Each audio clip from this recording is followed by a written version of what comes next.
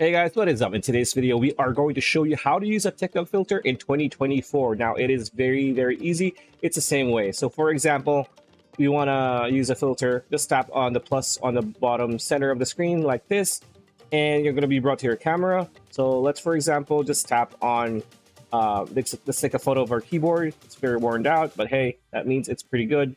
Now, after that, what you want to do here on the right-hand side, you're going to see your menu. So you have effects, AI, meme.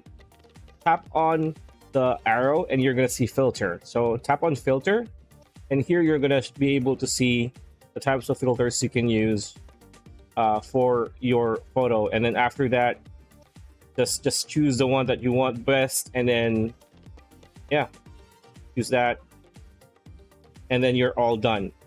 And yeah, that's pretty much it. That's a video. Hope you liked it. Like, comment, share, subscribe, ring that bell icon. We'll see you on the next one.